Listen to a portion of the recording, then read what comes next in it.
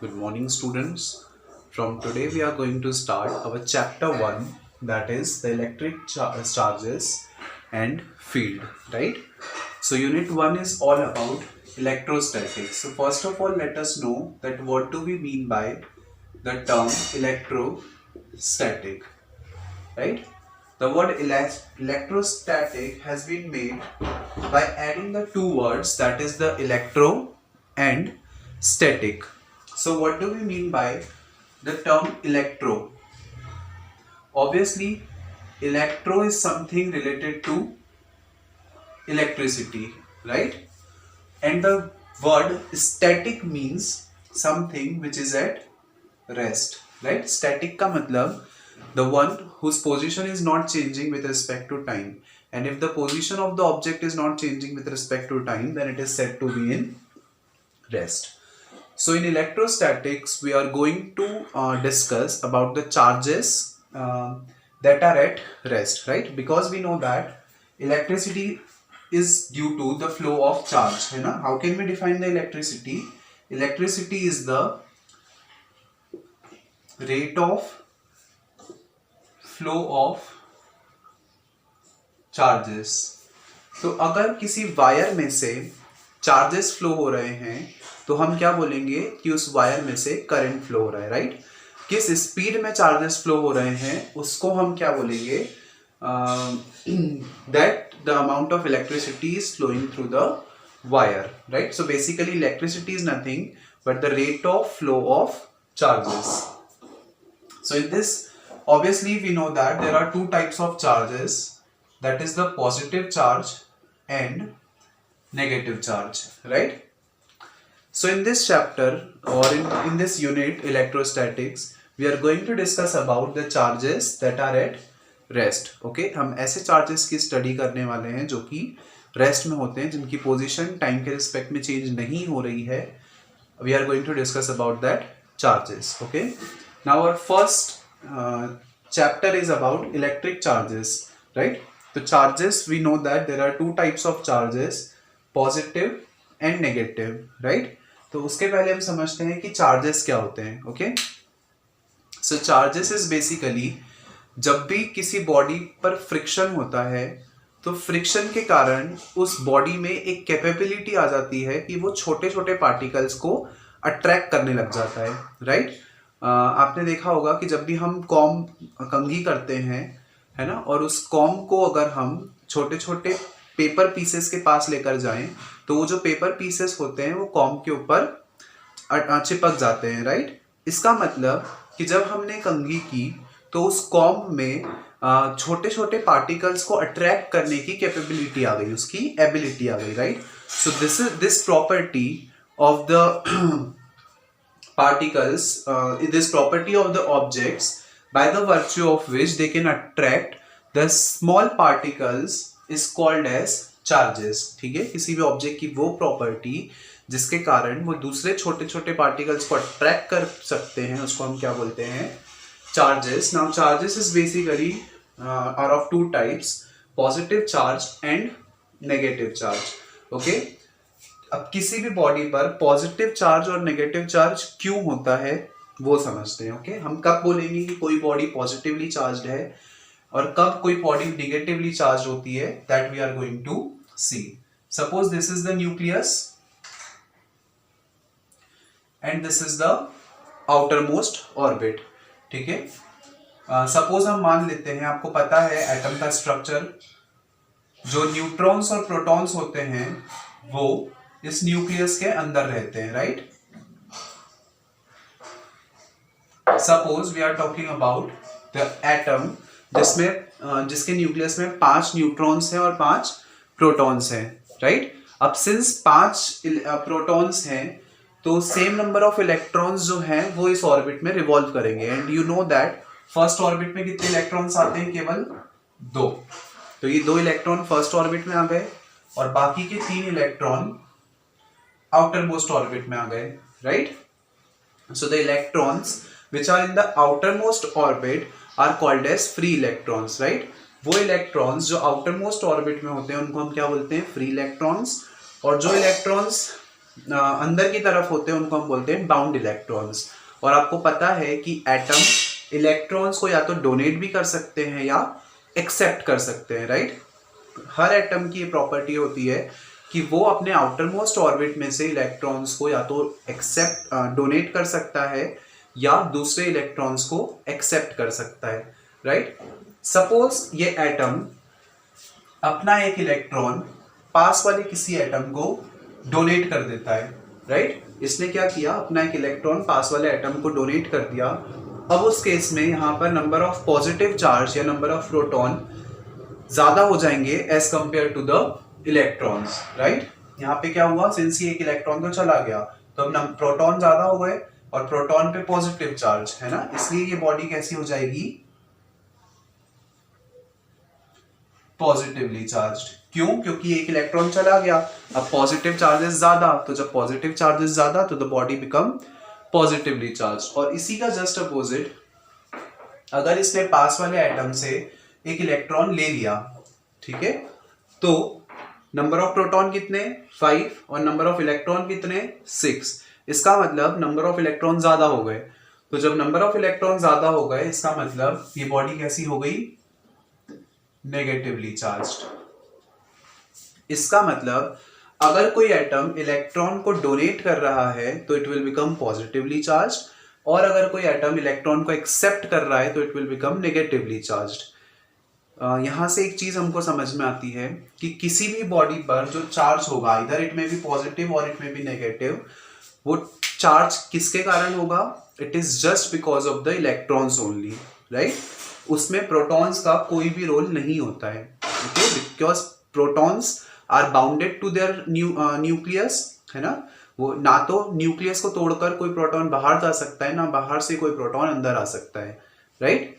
That is why the protons do not play any role in charge of the body. The charge of the body, whether it may be positive or negative, is solely due to the electrons only. If the atom donates the electron, then it is called as positively charged. If it accepts the electron, then it is called as negatively charged, right? So in this way we can say that there are two types of charges on the body, that is the positive and negative charges. अब charges की discovery कैसे हुई, let us have discussion over that. Charges की discovery कैसे हुई वो समझते हैं। सपोज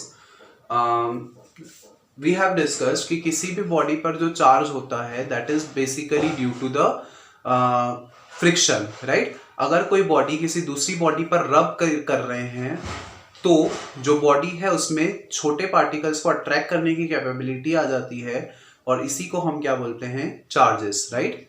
सो इसी बेसिस पर एक एक्सपेरिमेंट किया गया जिससे कि चार्जेस की डिस्कवरी हुई। Basically what was that experiment, suppose हमने एक ग्लास रॉड ली, ओके, हमने एक ग्लास रॉड ली, दिस इज अ,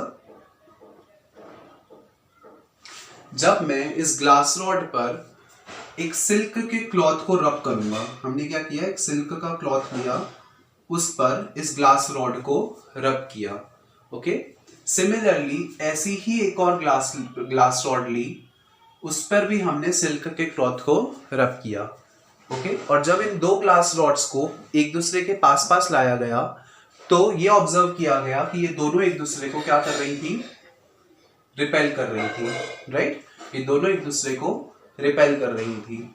तो यहां से कंक्लूजन निकाला गया कि इन रॉड्स पर एक चार्ज डेवलप हो गया है and that charge was positive charge.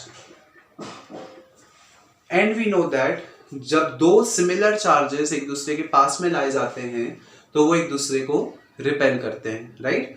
तो यहां से हमारे पास डिस्कवरी हुई पॉजिटिव चार्जेस की, दैट जब भी हमने ग्लास रॉड पे सिल्क क्लॉथ को रब किया तो वहां पर एक चार्ज डेवलप हुआ that was said to be the positive charge, और जब दो चार्जेस सिमिलर चार्जेस को पास में लाया गया तो दे वर रिपेलिंग ईच अदर। अब सिमिलरली यहाँ पर एक इबोनाइट रॉड ली गई। इबोनाइट एक तरह का सब्सटेंस होता है, ओके। जैसे हमने ग्लास रॉड ली थी वैसे ही एक इबोनाइट रॉड ली और उसको कैट सिल्क, कैट की स्किन, उस पर कैट की स्किन से रब किया गया, ठीक है। तो जब आपने इस इबोनाइट रॉड को कैट की स्किन से रब किया और सिमिलरली एक और ऐसी रॉड आपने ली, उस पर भी कैट की स्किन से आपने रब किया, तो ये दोनों अगेन एक दूसरे को रिपेल कर रही थी, ठीक है। और जब हम एक इबोनाइट रॉड को और एक ग्लास रॉड को, अगर हम एक इबोनाइट रॉड और एक ग्लास रॉड को पास पास में लेकर आएंगे तो क्या होगा, वो दोनों एक दूसरे को अट्रैक्ट करेंगे। मतलब ऐसा किया गया तो वो दोनों क्या कर रही थी, एक दूसरे को अट्रैक्ट कर रही थी। तो यहां से हमको एक चीज समझ में आई कि जो चार्ज ग्लास रॉड पर डेवलप हुआ है, the same charge has not been developed on ebonite rod, है ना। ग्लास रॉड पर कोई और चार्ज डेवलप हुआ है और इबोनाइट रॉड पर कोई और चार्ज डेवलप हुआ है, तभी वो एक दूसरे को अट्रैक्ट कर रहे हैं। क्यों? क्योंकि the similar opposite charges attract each other. तो यहां से ये कंक्लूजन लगाया गया कि इबोनाइट रॉड पर जो चार्ज डेवलप हुआ है that is the negative charge, right. और दोनों नेगेटिव चार्जेस एक दूसरे को क्या करेंगे, रिपेल करेंगे। सिंस इबोनाइट रॉड पर नेगेटिव चार्ज और ग्लास रॉड पर पॉजिटिव चार्ज, सो अपोजिट चार्जेस हो गए और अपोजिट चार्जेस एक दूसरे को क्या कर रहे हैं, अट्रैक्ट कर रहे हैं। तो यहां से हमारे पास आया पॉजिटिव चार्जेस, नेगेटिव चार्जेस और एक थ्योरी कि पॉजिटिव चार्जेस सिमिलर चार्जेस एक दूसरे को रिपेल करेंगे और अपोजिट चार्जेस एक दूसरे को अट्रैक्ट करेंगे, राइट। तो this we have concluded from by doing this experiment. Now positive charge को हम रेजिनस चार्ज भी बोलते हैं और नेगेटिव चार्ज को हम विक्टोरियस चार्ज भी बोलते हैं, ओके। तो अगर एग्जाम में ये रेजिनस या विक्टोरियस नाम से आता है तो you should be understood to this, okay. So the positive charge is the resonance charge and the negative charge is victorious charge. Now proceeding to our next topic. Now the next is electronic principle of charges. What do we mean by electronic principle of charges, that we will discuss. Basically हमने discuss किया कि किसी भी body पर जो charge होता है that is due to the number of electrons only, right. तो यहाँ पर हमको सिर्फ ये देखना है कि एटम्स में जो आउटर मोस्ट ऑर्बिट होता है या कोई भी अगर ऑर्बिट होता है तो उसमें इलेक्ट्रॉन्स की जो फिलिंग होती है वो किस बेसिस पर होती है, राइट। दिस इज बेसिकली आपने केमिस्ट्री में ये चीज पढ़ी होगी कि कोई भी अगर एटम है तो उसके किसी भी ऑर्बिट में जो इलेक्ट्रॉन्स की फिलिंग होती है वो इस रूल पर होती है, राइट। इसका मतलब ये कोई एटम हो गया, ये इसका न्यूक्लियस हो गया। आपको पता है जो प्रोटॉन्स और न्यूट्रॉन्स हैं वो तो इस न्यूक्लियस में पैक्ड रहते हैं और जो इलेक्ट्रॉन्स हैं वो इसके बाहर ऑर्बिट्स में रिवॉल्व करते हैं। तो ये आ गया एक orbit. Since this is the first orbit, इसका मतलब n की वैल्यू क्या हो गई 1, तो हमने यहाँ पर वैल्यू पुट करी, व्हाट डू वी गेट 2। इसका मतलब जो फर्स्ट ऑर्बिट है उसमें केवल कितने इलेक्ट्रॉन्स आएंगे 2, राइट। अब अगर इससे ज्यादा इलेक्ट्रॉन्स हैं तो हमको सेकेंड ऑर्बिट में जाना पड़ेगा। अब हम सेकेंड ऑर्बिट में गए, इसका मतलब n की वैल्यू क्या हो गई 2। इसको सॉल्व कर लेते हैं, 2 2 जा 4, 4 2 जा 8। इसका मतलब जो सेकेंड ऑर्बिट है उसमें मैक्सिमम कितने इलेक्ट्रॉन्स आ सकते हैं 8 इलेक्ट्रॉन्स, राइट। 1 2 सेकेंड ऑर्बिट में मैक्सिमम 8 इलेक्ट्रॉन्स आएंगे। सिमिलरली हम थर्ड ऑर्बिट, अगर इससे ज्यादा इलेक्ट्रॉन्स हैं तो हम थर्ड ऑर्बिट पर गए। थर्ड ऑर्बिट में n की वैल्यू हो जाएगी 3, वी विल गेट 9 2 जा 18। सो थर्ड ऑर्बिट में मैक्सिमम 18 इलेक्ट्रॉन्स आ सकते हैं। इस तरह से जैसे जैसे नंबर ऑफ इलेक्ट्रॉन्स बढ़ते जाएंगे या एटॉमिक नंबर बढ़ता जाएगा वैसे वैसे हम n की वैल्यूज पुट करते जाएंगे और हमको पता चलता जाएगा कि किसी भी ऑर्बिट में मैक्सिमम नंबर ऑफ इलेक्ट्रॉन्स कितने आ सकते हैं। इसी को बोलते हैं electronic principle of charges. Why it is said to be the electronic principle of charges? Because कोई भी चार्ज जो होता है वो किसके कारण होता है, इलेक्ट्रॉन्स के कारण, राइट। इसमें प्रोटॉन्स और न्यूट्रॉन्स का कोई भी रोल नहीं होता है, इसलिए हमने बोला कि जो चार्ज है वो केवल किसके कारण है, इलेक्ट्रॉन के कारण, that's why it is said to be the electronic principle of charges. इसी पर बेस्ड हमारे पास एक दूसरी और थ्योरी आती है, that is the quantization of charge. What is that theory? That is the quantization of charge.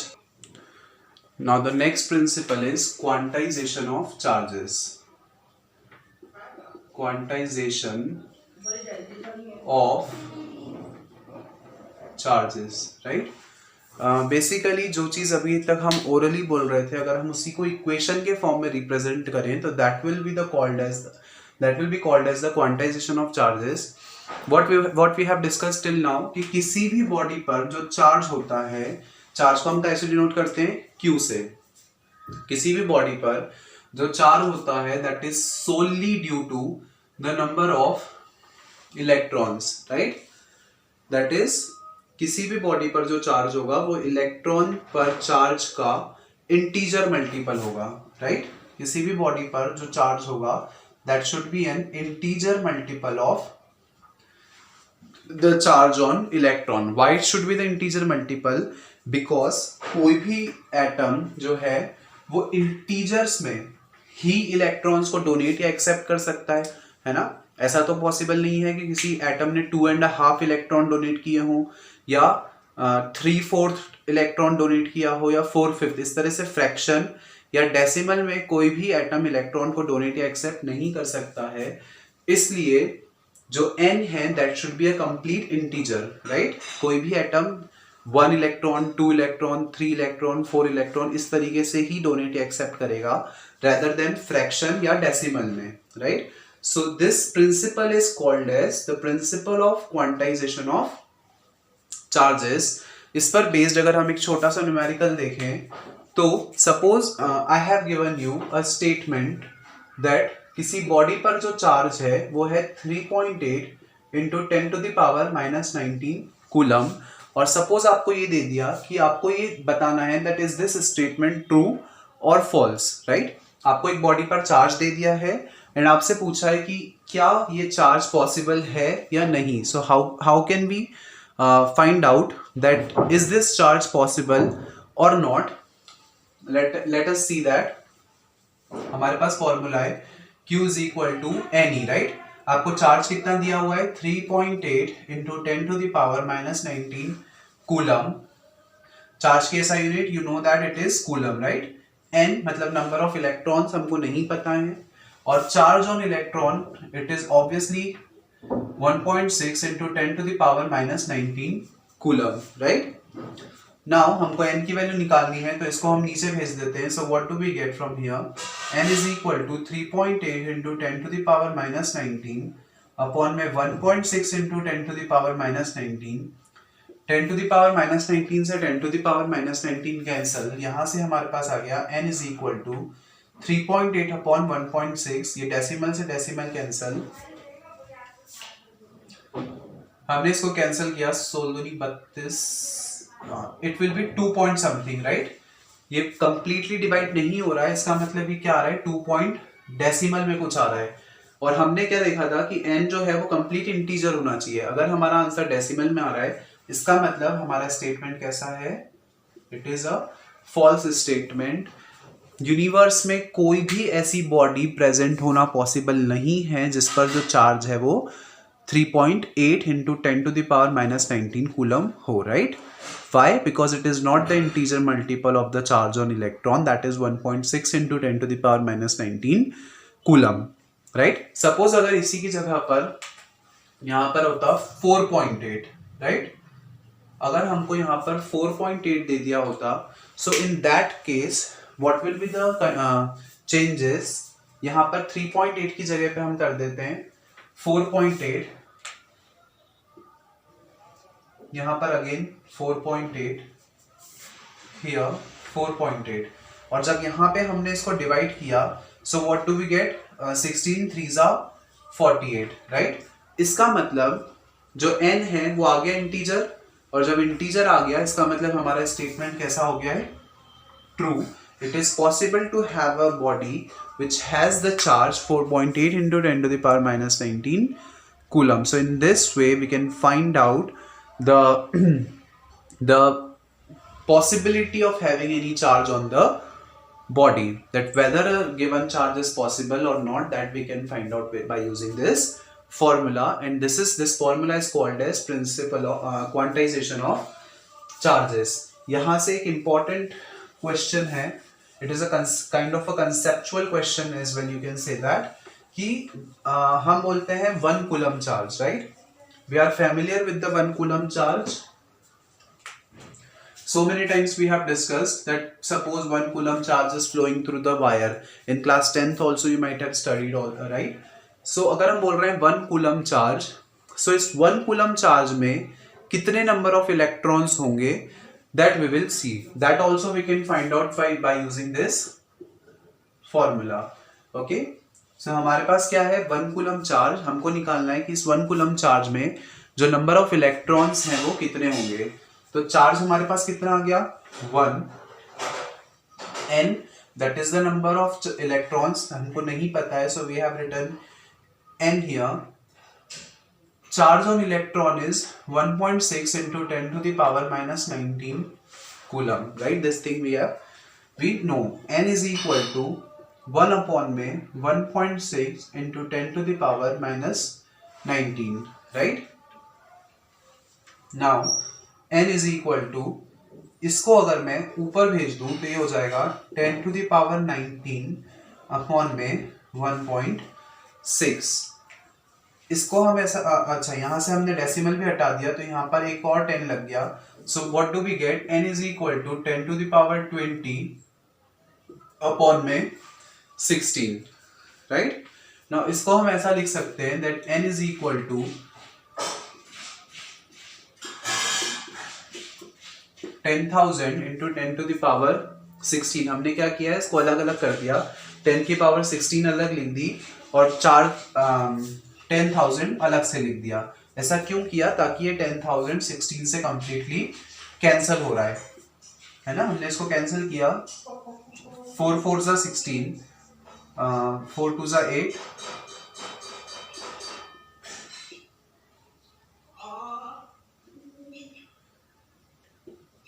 what do we get, 625 into 10 to the power 16.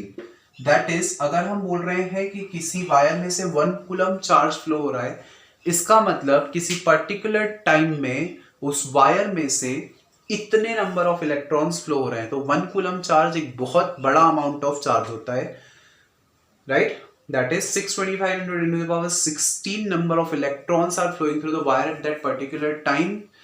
If we are saying that 1 coulomb charge is flowing through that wire, it is such a huge amount of current. Okay,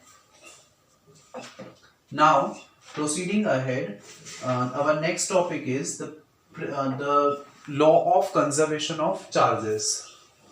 Our next topic is law of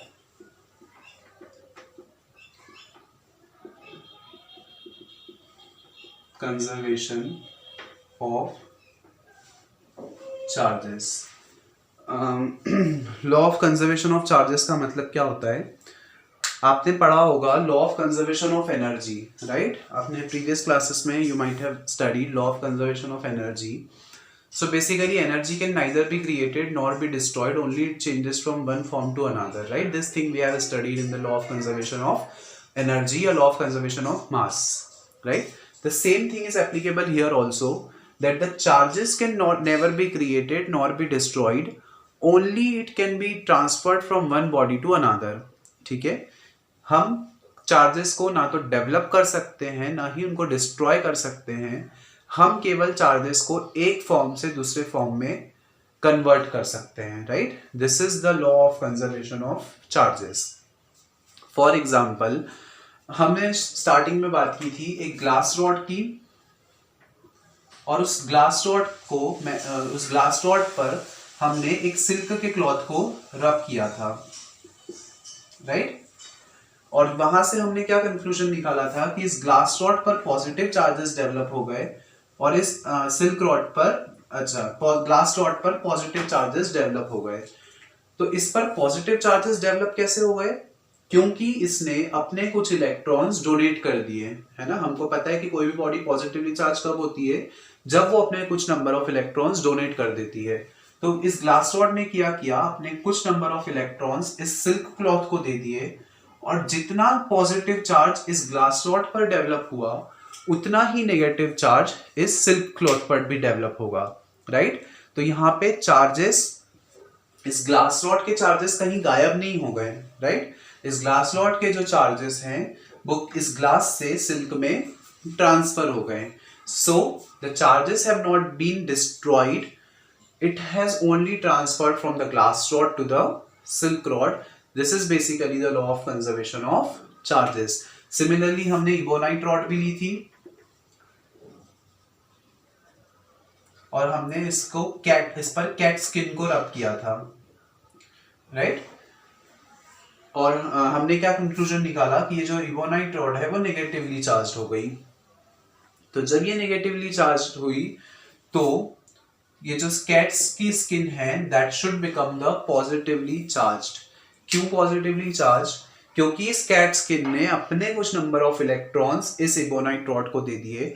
तो जब इसने अपने number of electrons इस ebonite rod को दे दिए तो यहाँ पे इलेक्ट्रॉन्स बढ़ गए, और जब इलेक्ट्रॉन्स बढ़ गए तो ये नेगेटिवली चार्ज और ये cat skin positively charge. So the purpose of saying all this thing is just that कि जो चार्जेस हैं वो ना तो डेवलप किए जा सकते हैं ना डिस्ट्रॉय किए जा सकते हैं, only they can be transferred from one body to another, right. As in the first case जो नंबर ऑफ इलेक्ट्रॉन्स हैं वो ग्लास रॉड से सिल्क में चले गए, और सेकेंड केस में इबोनाइट रॉड से कैट स्किन से इबोनाइट रॉड में आ गए, राइट। और आपको पता ही है कि जो इलेक्ट्रॉन को डोनेट करता है दैट बिकम पॉजिटिवली चार्ज, और जो इलेक्ट्रॉन्स को एक्सेप्ट करता है that become negatively charged, right. So this was just the brief description of the chapter. From the next video we will start the next topic. Okay, that's all for today's class. Thank you.